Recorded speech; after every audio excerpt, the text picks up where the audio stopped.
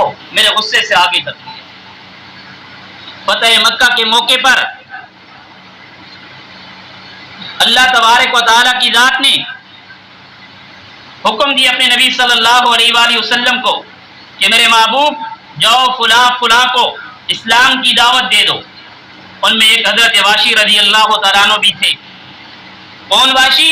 جنہوں نے امام الانبیاء سرکار دو عالم صلی اللہ علیہ وآلہ وسلم کے چچا کو احد کے میدان میں شہید کیا، بڑا دردناک شہید کیا۔ صرف مارا ہی نہیں، بڑی بے دردی کے ساتھ مارا۔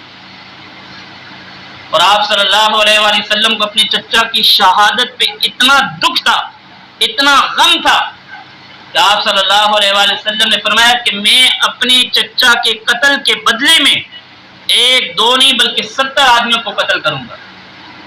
اللہ نے فوراً وہی بھیج دی، میرے محبوب یہ ہمارا فیصلہ تو نہیں ہے، ہمارا حکم تو یہ ہے كتبنا علیہم فیہا ان النفس بالنفس والعین بالعین والانف بالانف والاذن بالاذن والسن بالسن والجروح قصاص۔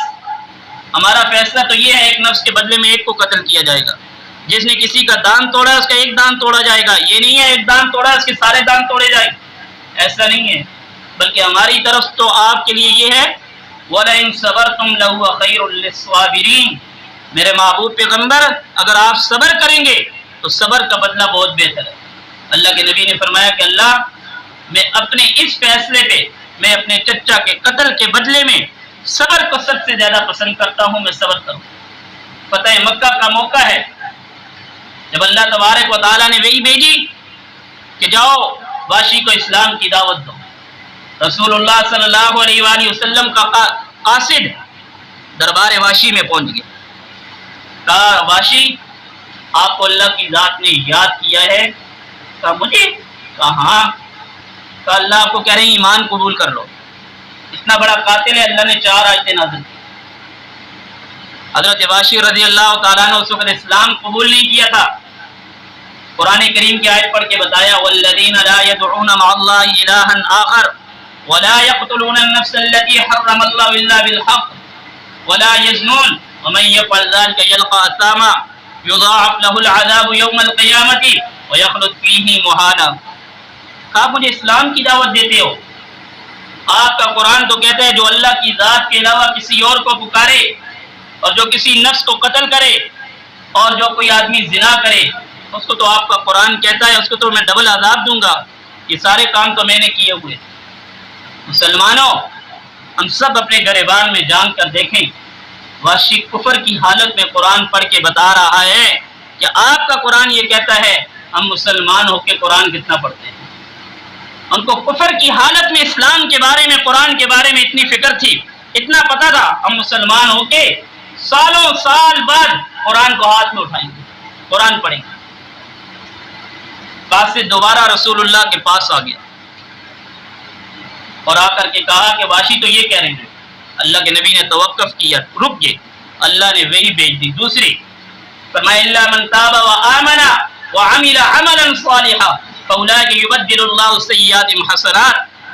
جاؤ واشی کو فرماؤ کہ اگر تو ایمان لے آئے اور توبہ کر لے اور اعمال صالحہ کر لے، اللہ تیرے گناہوں کو نیکیوں میں بدل دے گا۔ دوبارہ قاصد پہنچ گیا، کہا کہ اب دوسری دفعہ اللہ نے تجھے یاد کیا، پڑھا لکھا تھا، عربی جاننے والا تھا، کہا یہ بات تو ہے میں ایمان بھی قبول کر لوں گا، توبہ بھی کر لوں گا، لیکن یہ ممکن نہیں کہ میں اعمال صالحہ بھی کر سکوں گا، میں اچھے عمل بھی۔ جاؤ بولو میں ایمان قبول نہیں کرتا ہوں۔ بعد سے دوبارہ رسول اللہ صلی اللہ علیہ وآلہ وسلم کی خدمت میں آیا، کہا کہ واشی تو یہ بات کہہ رہا ہے۔ اللہ کے نبی رک گئے، اللہ نے تیسری آیت نازل کر دی، فرمایا ان اللہ لا یغفر ان یشرک به ویغفر ما دون ذلک لمن یشاء۔ جاؤ واشی کو بولو اگر تو اللہ کی ذات کے ساتھ شرک نہیں کرے گا، اللہ چاہے گا تو تیرے گناہوں کو معاف کر دے گا۔ حضرت واشی کہنے لگے میں ایمان بھی قبول کر لوں گا، اعمال صالحہ بھی کر لوں گا، میں شرک سے بھی بچ جاؤں گا۔ اللہ تو کہہ رہے ہیں یغفر ما دون ذلک، یہاں تو اللہ معافی کو مقید کر رہے ہیں، پتہ نہیں اللہ مجھے بھی معاف کریں گے یا نہیں کریں گے۔ جاؤ میں ایمان قبول نہیں کرتا ہوں۔ ہم جیسا آج کے دور میں کوئی ہوتا جو اپنے گناہوں پہ اتنا بڑا جرم کیا ہوا تھا. مسلمانوں، ہم اپنے گریبان میں جان کر دیکھیں ہمارے پاس ایسے شخص کے لیے کتنی معافی تلافی ہوتی ہے. اللہ کی رحمت کا اندازہ لگاؤ، کتنے بڑے سید الشہداء امیر حمزہ رضی اللہ تعالیٰ عنہ کو شہید کرنے والا، اور اسلام لانے کے لیے نخرے کیسے. لیکن اللہ کی رحمت اتنی جوش کے اندر ہے. اللہ کی رحمت کا اندازہ اس سے لگاؤ. اللہ نے چوتھی آیت نازل کر فرمایا قل یا عبادی الذین اسرفوا علی انفسهم لا تقنطوا من رحمت اللہ ان اللہ یغفر الذنوب جميعا انہ هو الغفور الرحیم. میرے محبوب جاؤ حضرت واشی رضی اللہ تعالیٰ عنہ کو فرما دو کہ اے دنیا بھر کے لوگوں جنہوں نے اپنی جانوں کے اوپر ظلم کیا ہے، لا تقنطوا من رحمت اللہ، میری رحمت سے مایوس نہیں ہو، میری رحمت سے انکار نہیں کرو. ان اللہ یغفر الذنوب جميعا، بے شک اللہ تمہارے تمام گناہوں کو مٹا دے گا. وجہ کیا؟ انہ هو الغفور الرحیم، بے شک اللہ تعالیٰ بخشنے والا اور رحم کرنے والا ہے. حضرت واشی دائرہ اسلام میں داخل ہو گئے. ہمیشہ دل کے اندر ایک حسرت، ایک تمنا، ایک دل میں ضرب لگی رہتی تھی کہ میں نے سید الشہداء امیر حمزہ کو شہید کیا ہوا ہے. میں نے کفر کی حالت میں اسلام کے اتنے بڑے پہلوان زمانہ کو شہید کیا. ایک تانا، ایک دل کے اوپر، ایک چہرے کے اوپر ندامت رہتی تھی کہ یہ کام میں نہ کرتا. لیکن اللہ کی ذات کو ایسا کچھ اور ہی منظور تھا. اسلام قبول کیا، جنگ قادسیہ کا میدان لگا، جنگ یمامہ کا میدان ہوا. مسلمہ کذاب جو نبوت کا جھوٹا دعوے دار تھا،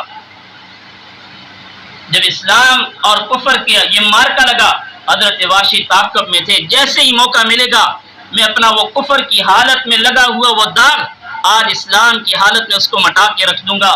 جیسے ہی موقع ملا اس مسلمہ کذاب جھوٹے کو تیر مار کر وہیں پہ ہلاک کر دیا. اور پھر جملہ کہا کرتے تھے قتلت فی الجاہلیۃ خیر الناس قتلت فی الاسلام شر الناس. میں نے کفر کی حالت میں اسلام کے سب سے بہتر آدمی کو شہید کیا، اور جب میں اسلام میں داخل ہوا اللہ نے میرے ہاتھ میں کفر کے سب سے بڑے سرکش کو اللہ نے قتل کروا دیا. اللہ کی ذات، اللہ کی رحمت اتنی زیادہ ہے، اس سے مایوسی بالکل نہیں. اللہ کے دربار میں آئیں گے اللہ ہمارے تمام کاموں کو وہ پورا کرے گا. آنے کا طریقہ کیا ہے؟ یہ نہیں کہ نماز سجدے میں سر رکھ کے اللہ سے معافی، یہ تو سب سے اعلیٰ طریقہ ہے. چلتے پھرتے اٹھتے بیٹھتے اے اللہ تو معاف کرنے والا ہے، معاف کر دے. نہ جانے کون سی جگہ میں کون سی ٹھوکر پاؤں سے لگے، کون سی زبان اللہ کی کلمات کے لیے اس وقت کے اللہ کو پسند ہوں، انسان اللہ سے معافی مانگ رہا ہو، اللہ کی در پہ وہ جھکا ہوا ہو، اللہ سے معافی مانگ رہا ہو، اللہ کو وہی ادا پسند آئے، اللہ انسان کو معاف کرے. اللہ سے دعا ہے کہ اللہ تبارک و تعالی ہم سب کو ان باتوں پر عمل کی توفیق عطا فرمائے. وآخر دعوانا الحمدللہ.